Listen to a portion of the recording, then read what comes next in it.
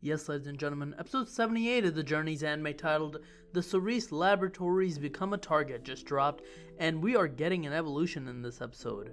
For which character? Make sure to like and let's find out.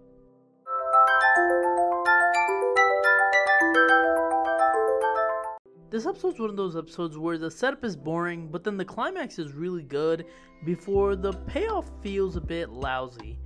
The setup is that something or someone keeps stealing data from the Cerise Institute at night, and Goh and Cerise are upset because Goh feels like he's losing memories from those regions of the data that he collected from. First of all, how? Unless Goh has terrible memory like me, in which case, you know what, never mind, that makes sense. I would also be upset. However, the other main plot here is that Goh's Drizzile. We haven't seen it in a while, and turns out that it's because it doesn't like the daytime. It likes to be left alone, so at nighttime, it comes out, eats its food, and practices and trains Snipe Shot, aiming to evolve into an Kecleon one day. And in the middle of this training for its first day, where we have a thievery in the Cerise Institute, an invisible Pokemon sneaks by it and deletes some data, leading to Cerise and the team finding out and trying to improve their security. The issue is that, however, that the invisible Pokemon is still in the lab, so even though they change passwords, the next day, that creature is able to delete the data for more places, this time Galar, by spying on what that new password was the previous day. And this is where we find out that a kid is behind this Pokemon.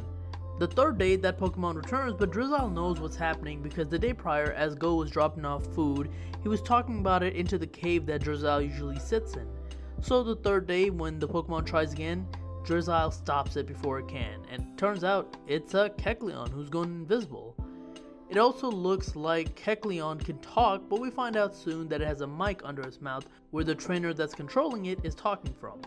A fight ensues, we even see the trainer come out and start fighting, and it wakes up everyone.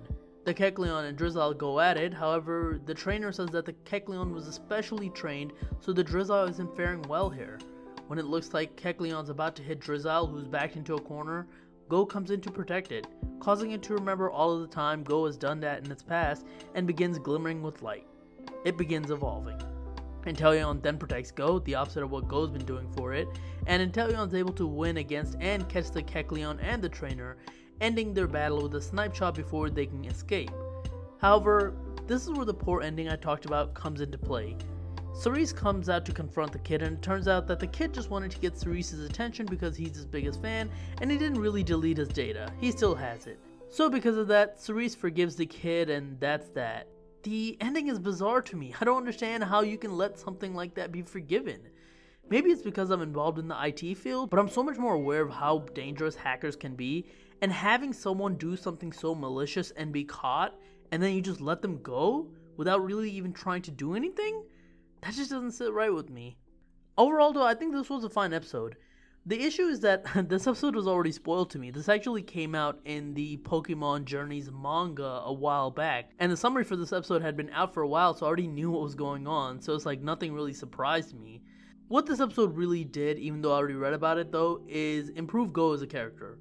One of the complaints about him is that it feels like he just captures Pokemon and then forgets about them. And while I'm sure that's not what they mean to do, because of the structure of the anime, that's how it comes out.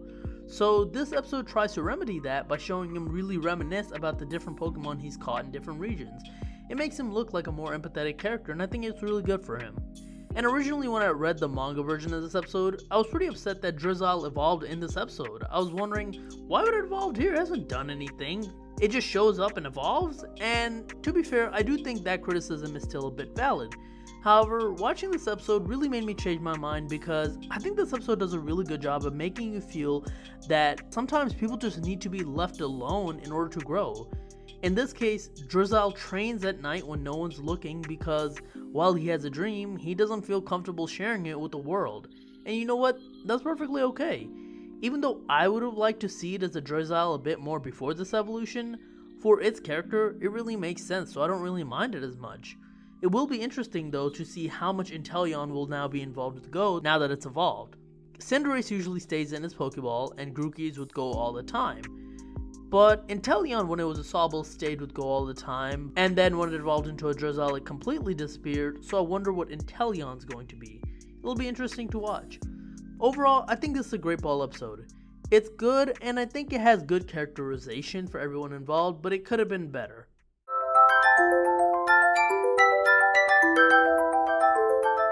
The next episode is a Chloe-focused episode, and it's your traditional doppelganger episode that we see in every series, where there's a princess and one of our heroes has to pretend to be them for a day so the princess can go out and be free.